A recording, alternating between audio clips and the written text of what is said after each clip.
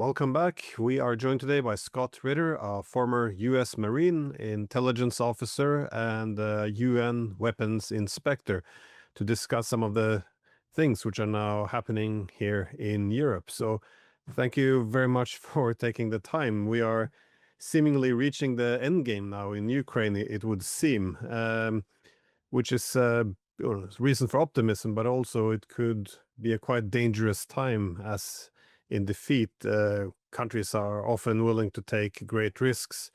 So it seems, at least for the Europeans now, they seem to be very split between this option of a dangerous escalation or accept a very humiliating defeat. So, what do you see happening now on the front line, as well as on the diplomatic front? I mean, this is that which I and others have been saying is inevitable. I mean, this is the inevitable collapse of Ukraine. The Ukraine venture was unsustainable. Militarily, Ukraine simply can't slug it out with Russia, even when backed by the material and financial assistance of Europe and the United States. We're now seeing Ukraine economically. It's a literal basket case. There is no functioning economy. It's all artificial, propped up, corrupt as the day is long. We see a very difficult winter approaching for Ukraine. Their energy infrastructure has been taken out. They're now going to the generator economy, which means that prices for everything, even under optimal conditions, will rise 20-25% this winter, and that's 20-25% in an already dysfunctional, non-functioning economy. This will lead to political collapse, and we see that happening right now. I mean, all around Zelensky, the walls are falling. Um, I don't know how much longer he can hold on, if he's capable of holding on, if people want him to hold on.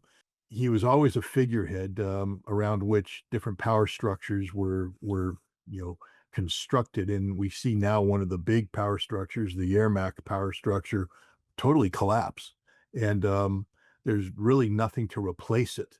Um, and then we layer on top of that just the fact that Europe is just 100% dysfunctional when it comes to Ukraine. All talk, no action. They're incapable of any real action. I'm not worried about any escalation from Europe because they can't escalate. They have nothing to escalate with. Um, so it comes down to the United States managing the fall of Ukraine, and this, in the end, is what we're witnessing here. Is this a helping hand or is this a euthanasia? You know, we don't we don't know exactly what's happening right now. One thing we do know is that Russia's in the catbird seat here. They're driving this. All they have to do is sit back and literally point to the scoreboard. Anytime the United States hesitates, tries to play tough with sanctions, just point to the scoreboard, because Russia just keeps scoring every day, more and more, and there's nothing left for the Ukrainians. So we're approaching total collapse of the military, and when that happens, it's over. It's unconditional surrender.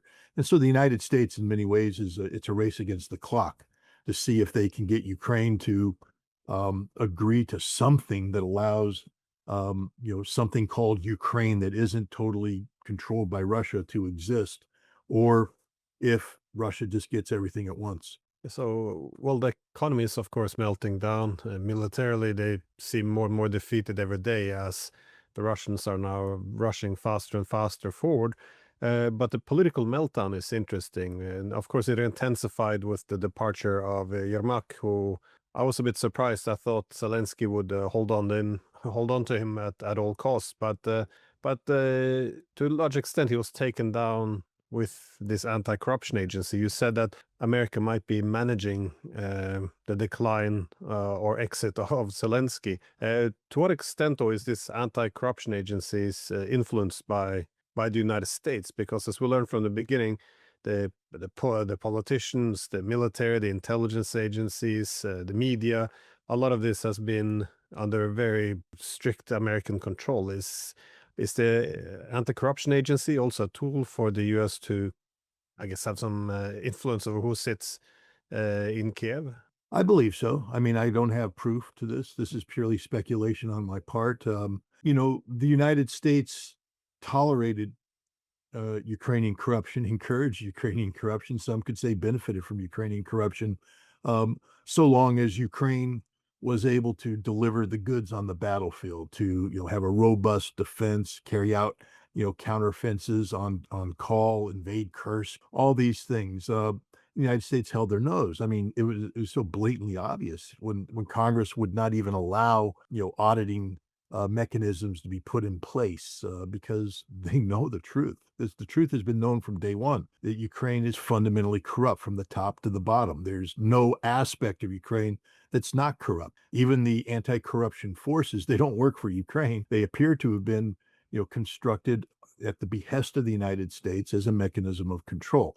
According to Ukrainian telegram channels, to take that as a grain of salt, but historically, they've actually, I wouldn't quote them except that historically they've been fairly accurate in reading the tea leaves of Ukrainian politics and calling things out. They say things and then a couple weeks later it turns out what they said was true. So they say that the NABU, the anti-corruption organ, has the goods not just on Yermak but on Zelensky. That they have his voice knee deep in this current Michinik or whatever the guy's name is, Michnuk, a corruption scheme. We've known this. I mean, that's why this isn't a shock. We know that they take a cut of everything. That this is how they stay in power. This is how they build, power structures. This is how you build your allies. It's your ability to funnel money into their pockets for the ability to get contracts to them. And many of these contracts are the equivalent of mafia, no-show jobs. You want to do construction in Brooklyn? Well, then you got to fund 50 jobs. 40 of them, people will show up. 10, nobody shows up. You're just paying for 10 bodies that the mafia pockets it. And that's how Ukraine has been functioning from day one. It's not a surprise to anybody. So for corruption suddenly to become an issue means that somebody wanted it to become an issue. And there's only one nation in the world that has that kind of power over Ukraine. That's the United States. So I do believe that this is a mechanism of pressuring Zelensky, manipulating the system. If I was a Ukrainian, understand every single one of them is corrupt. There's not a clean person there. Everybody on that negotiating table is owned by the United States. When we decide to make them fall, they will collapse like a house of cards. That's my take on it. Well, you mentioned before that the Europeans can't really escalate because they don't have the armies. I won't push back against this, but we've seen some more bold behavior from Ukraine. That is attacks on these Russian commercial ships, which well, referred to as shadow fleet or dark fleet, or the branding kind of is obvious. But Erdogan now complained that and expressed concern, given that there have been attacks on a Russian oil tanker within Turkey's economic zone. Do you see this as being desperate, I guess, attacks towards the end of a war, or trying to prove that Russia can be beaten? Or what are the risks of these attacks, though? It's British driven. I mean, let's just be honest here. When we're talking about Ukrainian, naval drones, this is a 100% British driven operation. And it's the Brits have been, screaming the loudest about the shadow fleet influencing the Balts to do things. So this is just a desperate act on the part of Great Britain. It'll have zero impact. I mean, these aren't Russian ships. I think one was Panamanian flag, Turkish owned Panamanian flag. The others were Ghana or something, African flagged ships. Yeah, they're part of the so-called shadow fleet of uninsured or vessels that are outside the Lloyd's insurance umbrella that Russia can rely upon to move oil, despite the British-driven sanctions. But, you know, it's just going to backfire. I mean, already we see Turkey condemning Ukraine's action, Kazakhstan, and nations that were sympathetic to the Ukrainian cause are now, shouting out. They attacked a oil a platform that pumps Kazakh oil, costing the Kazakhstan over $1 billion. How long do you have diplomatic support when you pull do stupid stunts like this? So this is just British stupidity. This is the Brits, stiff upper lip, boys. We're gonna stick it into the very end. Yes, stand your ground. The thin red line. except the Brits aren't dying. It's the Ukrainians are gonna pay the price, and they're gonna pay a horrible price. They will be abandoned by everybody when this is done. Nobody likes them. I said this from the very beginning. The only thing that makes Ukraine attractive is the money that goes into people's pockets. There's nothing attractive about Ukraine. It's not a functioning democracy. People don't look to it and say, "This is the model we wanna follow, boys. Good old, Poroshenko democracy." European equivalent of Jeffersonian democracy. No, nobody likes the Ukrainians. Nobody respects the Ukrainians. Everybody despises the Ukrainians. But so long as Ukraine is able to funnel money into people's pockets, and it can be used to empower people geopolitically. I mean, hell, Europe's you know, made a great had a great moment there, allowing the Ukrainians to die by the hundreds of thousands for them. But it's over, and Ukraine will be abandoned. There's only one nation in the world that will ever put out a helping hand for Ukraine, a sincere helping hand. And that's Russia. And Ukraine's going to learn that in the future because that's their only salvation is through Russia. Unless you're a Western Ukrainian, then you die. Yeah, that was actually a comment by Zelensky's former advisor, Arstovich. He was making the point that, ironically, the only two countries who would actually fight and die for Ukrainians were the Russians and the Belarusians. Ironically, because they're the ones now who are in war with them, given that they made themselves a front line. So to Ukraine. So he said that the main correction now, if he was president, he would just first day he would go to Moscow and promise that the Ukraine would not allow itself to be used anymore as a front line against the Russians. But well, it seems very predictable now, though, that once the proxy war is over, that the Ukrainians will be thrown away, as happens towards the end of a proxy war. But what does this mean for the peace deal? Because it does seem, irrespective of all desires to put an end to this war, given that, well, NATO, we are losing the war, so would like to put an end to it. But there seems to be a great reluctance to put a permanent end to it. That is, we would like to, well, continue to have in the future, I guess, a proxy Ukrainian army, which we could use against Russia if we would want to escalate tensions. But so I'm very split on this peace deal. In some ways, I'm quite optimistic, given that some pressure is actually put now on Kiev and the Europeans. On the other hand, I'm a bit skeptical because one doesn't really get the impression that they're ready to give up on, this final opportunity to break Russia. Well, but listen to your last statement. Final opportunity to break Russia. Do you think the Russians are so stupid they don't understand this? I mean, that the Russians are just dumber than dirt. I listened to somebody say, "Oh no, we'll do this peace deal. It'll be so that, the Russians will think that they won." Wow. So the Russians are really the dumbest people on the planet. They're children, and you can hand them, a lollipop and tell them it's dinner or something like that. No, the Russians are the smartest people at the table right now. Their diplomatic corps is genius. Do they make mistakes? Everybody makes mistakes. But Russia knows exactly what's going on. And Putin has said from the very beginning that this war won't be over until the root causes of the conflict are resolved permanently. So what the hell does Europe think they're going to do? You think Russia's going to sit there and go, "Okay, yeah, we were just kidding. We're not going to solve the root causes. We're going to leave Ukraine there so that you can pump them up 10 years from now and we can do this all over again." That isn't going to happen. There will be no peace deal that allows this to happen. None, zero. And Russia's in the driver's seat. There's no pressure that can be brought on Russia right now to make them change their mind. None. And right now we have the Trump administration solely focused on financial gain. I mean, traditional geopolitical thinking's out the window right now. Europe is nobody cares. They're not even coordinating with you, not even calling you. They had their meeting, with the Ukrainians, and Rubio doesn't even get to make a phone call to Europe. He doesn't get to go to Rubio. Just gets to go back and play, Venezuela games. Witkoff and Jared are off to Moscow to do the thing. Why? It's all a business deal right now. And I'll tell you what, Russia has far greater business potential than Ukraine does. And at the end of the day, that's what's going to sway the United States. If Ukraine doesn't want to play games, then Russia will absorb Ukraine. And Trump has already acknowledged this. And then the United States will indirectly be able to reap the benefits of Ukrainian resources by having business deals with Russia. But this is coming down to one giant business deal. Is it going to succeed? I don't know. I don't know if Trump has ability to pull this off because there is a lot of political opposition to this in the United States, and there is midterm elections coming up. But the idea that you're going to strong arm Russia into accepting a deal that doesn't give Russia what it's going to get if it just continues fighting, and there's nothing anybody can do to stop this outcome on the battlefield, it's over. It's all over but the dying. I mean, there's a lot more Ukrainians that could be killed, and Russia tragically is willing to kill them if that's what it takes. But Europe is it doesn't even register anymore. It's embarrassing to be European today. Literally, I'm sorry, but you earned it. You know, you earned it through your sheer incompetence and your lack of ethics and your lack of morality and your lack of anything.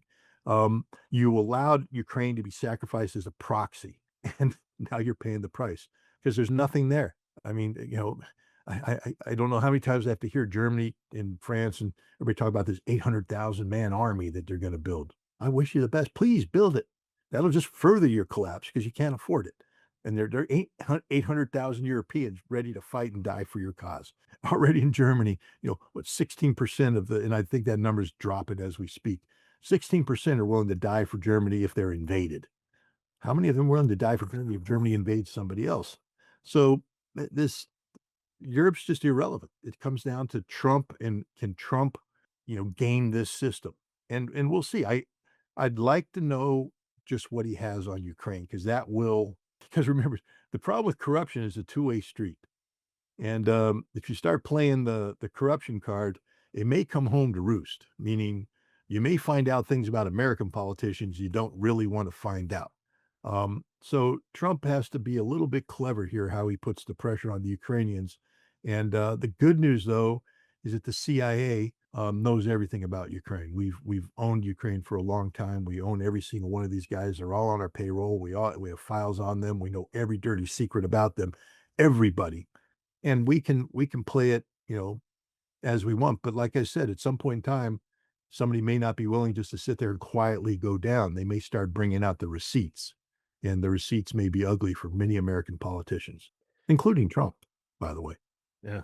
Well, the foolish thing is that the complaint now, again, from the Europeans, not that it matters that much anymore, but that this can't be accepted in a peace now because it would look like capitulation. But again, if they wanted a more balanced outcome of the war, they could have done things earlier. I mean, if you go back to 2014 or February, a unity government was that would have been enough to solve the internal crisis in Minsk. With the Minsk agreement, they could have reintegrated Donbass into Ukraine.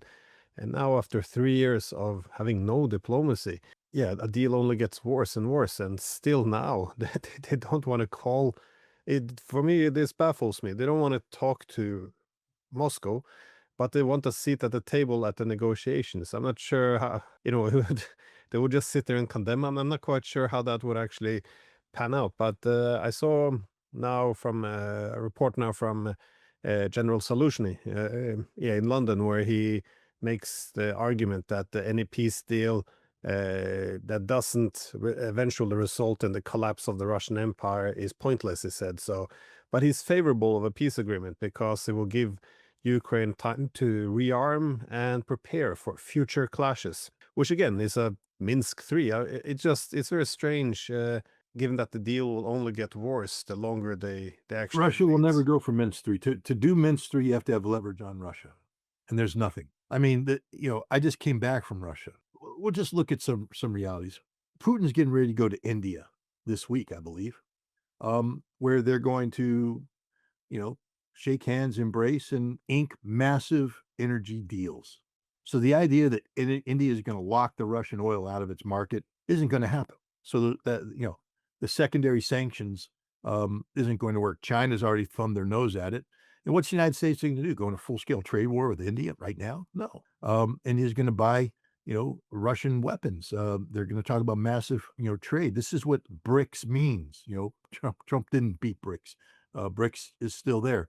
The pie in the sky thing about collapsing the Russian economy. Understand this. Unlike Europe, the Russian economy has a fallback, meaning that let's just hypothetically say that all the sanctions hit the way they're supposed to hit.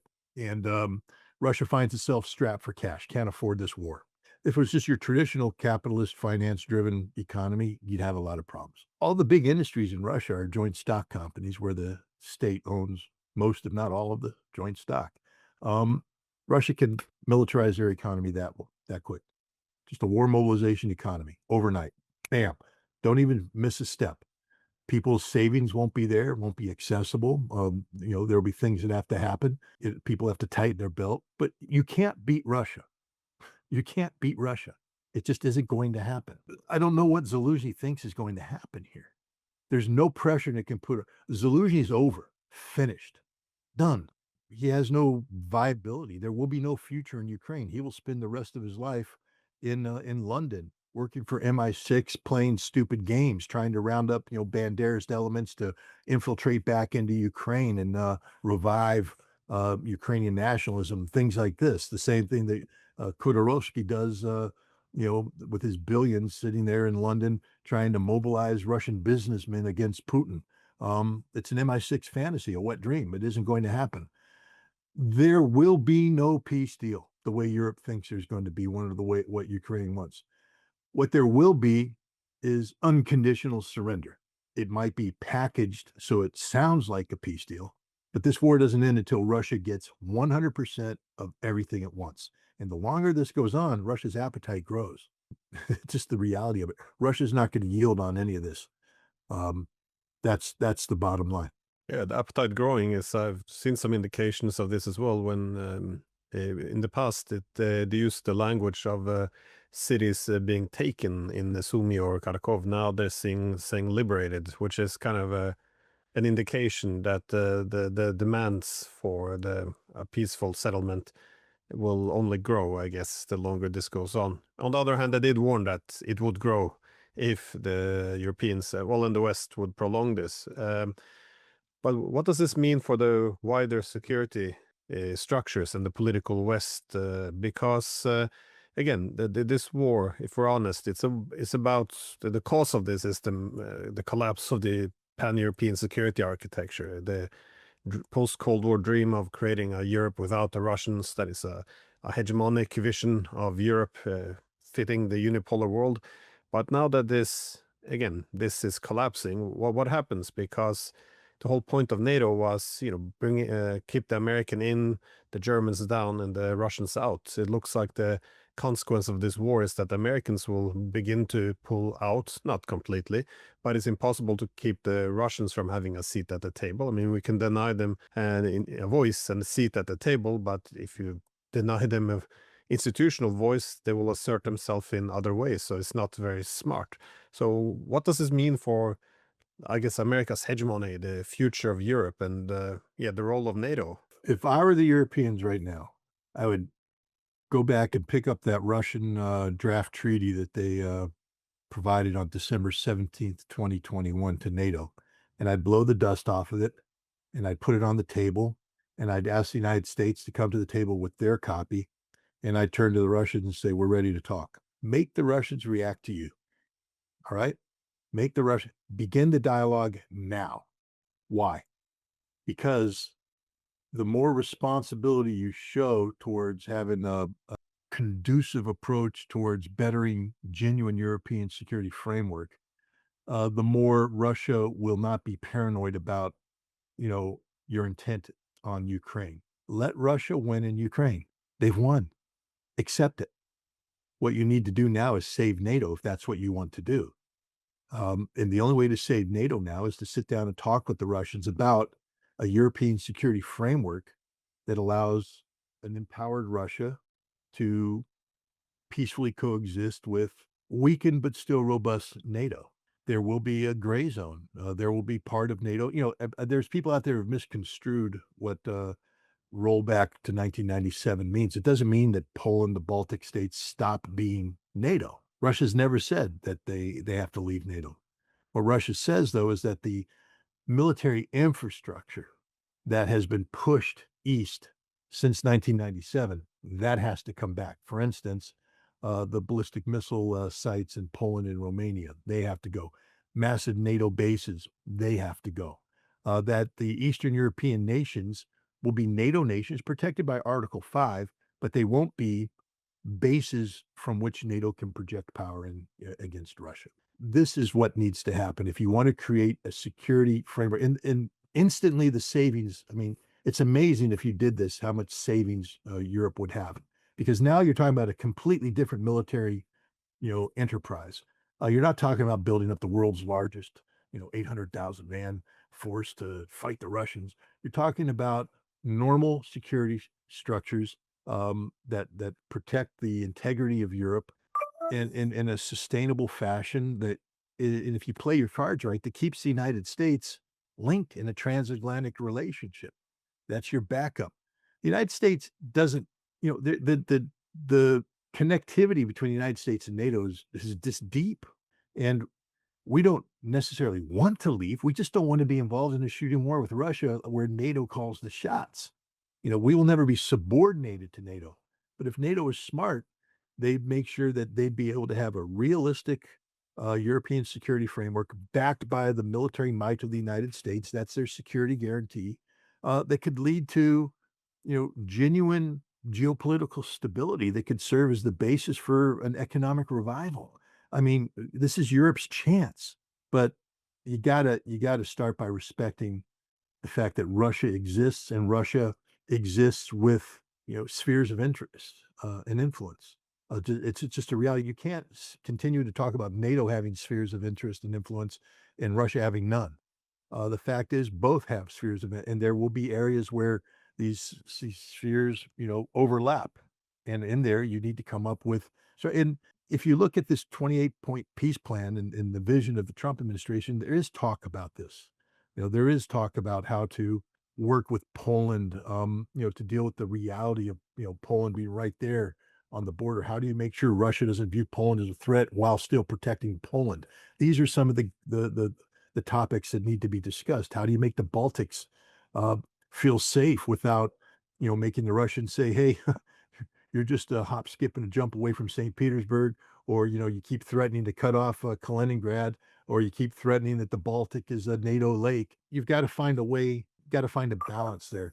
It can be done, but it's going to require Europe to just fundamentally change. Um, its direction, and it's going to require new leadership because the old political and economic elites that empowered themselves with the notion of this constant Russian threat that justified because NATO expansion and EU posturing are hand in glove.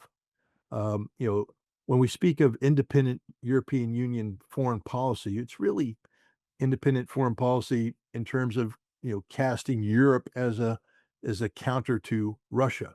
That's old thinking. It failed. It failed fatally in Ukraine. Europe has a chance to salvage itself because otherwise, if they don't, Russia's going to get what they want anyways. Because NATO will collapse, the EU will collapse, and that's it. That's one of the greatest challenges, I think, of overcoming this post-Cold War, the hegemonic order for Europe, because you don't have to worry about the security competition under hegemon, because by definition you don't have to care about what other centers of power think. But this idea that we only have to deter the Russians, that what you refer to is reducing then the security competition. Again, how do the Baltic states, how can they feel safe without us threatening the Russians? This required this shift from the hegemonic mindset to recognizing the security competition. I think it's a bit sophisticated thinking that our current leadership could struggle with. But again, they see the Ukraine war and territory as being the cause of this. But again, the Ukraine war is a symptom, a consequence of this broken Europe, and the territorial dispute is again a consequence of the unwillingness to manage this buffer zone. But just my last question though is what do you expect will happen now in the absence of a peace deal? Because the territorial defense going from Gulyapole to Pokrovsk, Mirnograd, Siversk, Kupiansk, all of it seems to be falling apart or already fallen to Russia. So how does this change the nature of the war? Because this was a very important defensive line which held the Russians back, and this is collapsing. Not only would the Ukrainians have much fewer troops, less equipment, less support, but their defensive lines are gone. So I don't know. I can imagine if I was sitting in Moscow, I would not be in the mood for a compromise now. So if they do not make a massive compromise, given that they finally punched through this last major defensive line. Well, what would you expect happen now if you would use your military intelligence background as assessing what the Russians could be doing, thinking? Well, war is an extension of politics by other means. I mean, that's, old Clausewitz there. We can also, I'm sure Sun Tzu said something similar at some point in time in his many pronouncements about war and politics. We have to be careful in thinking solely militarily.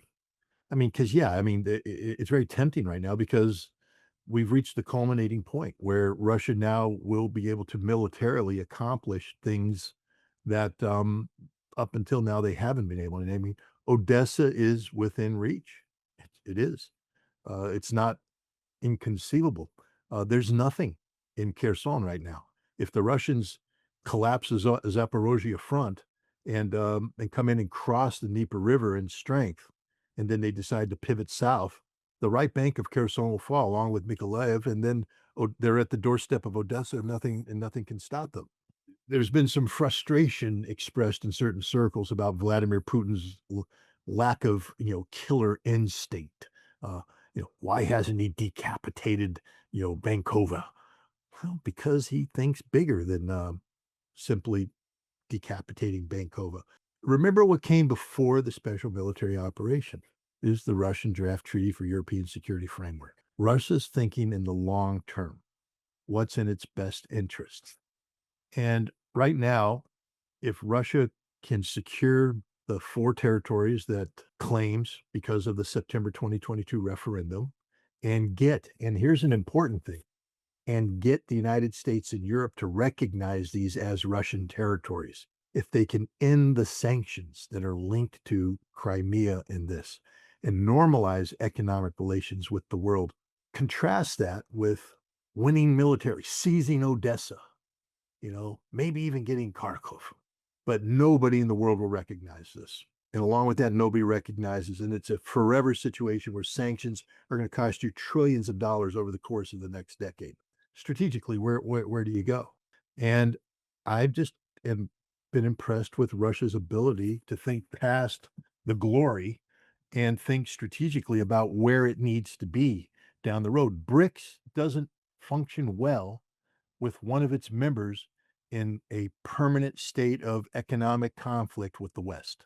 That's not for a healthy BRICS. And Russia wants BRICS to succeed. Russia wants to be part of BRICS. And the best way that Russia integrates into BRICS is to be a fully functioning nation state with an economy that can be plugged in anywhere in the world, especially with the United States and China simultaneously.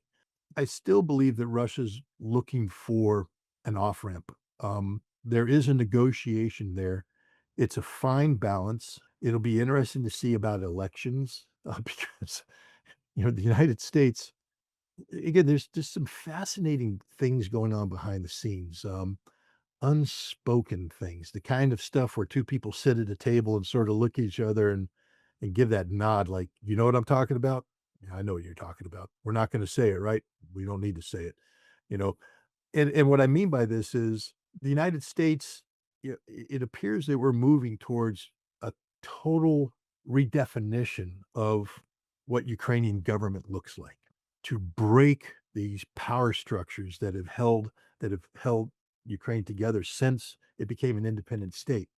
Why would we do that? Why would we break everything and reform something to benefit Ukrainian democracy? It doesn't exist.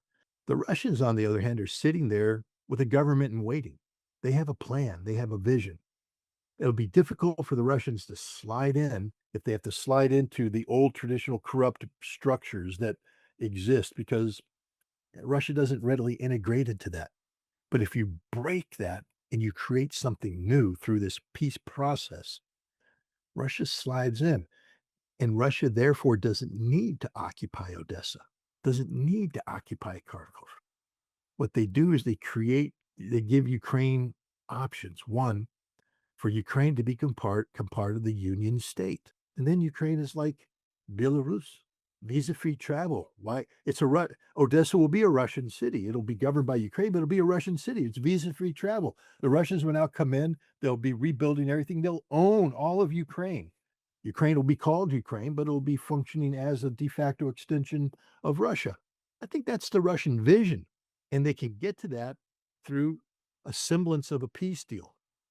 That's a more realistic vision than the one of Europe, retaining the Ukraine that can forever strike Russia. But if Russia moves too fast militarily, seeks to, do too much, they spoil that. Because then what happens is everybody becomes defensive. Russia has to be careful not to be that which Europe accuses them of being. A pell-mell rush to occupy territory, to seize territory, to be seen as seeking to grab all of Ukraine. I think Russia would prefer to avoid that. The other thing is it will require more manpower. I mean, the bottom line is, the Russians now have manpower that can take them a certain distance. But to go even further, you're going to need to mobilize additional manpower. I don't think Putin wants to do that. I think the economy right now is geared to be able to sustain at the present rate another year or two of of this kind of activity.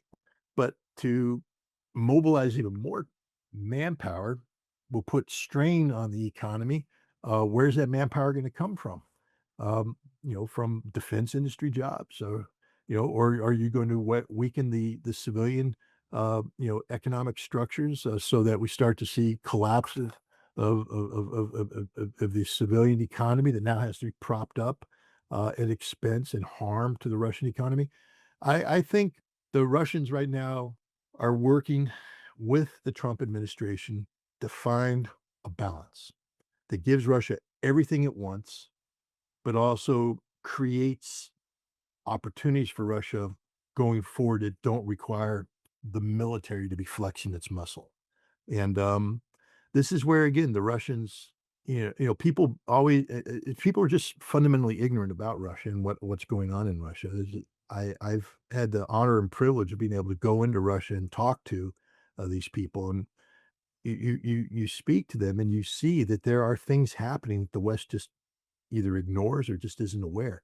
Um, there is significant philosophical dialogue going on in Russia about the future of Ukraine, and how to deal with Ukraine that goes far beyond the notion of killing Banderas and and conquering territory. It's a far more sophisticated philosophical, ethical approach to conflict resolution than anybody in the West gives Russia credit for. Yeah, no, I think dumbing it down to mere struggle over territory, I think this is one definitely will miss the bigger picture. So, well, thank you very much for shedding some light on this. I appreciate it, and I hope that they will find this balance though, so they won't so they won't have to go for this total military victory. So, thanks again.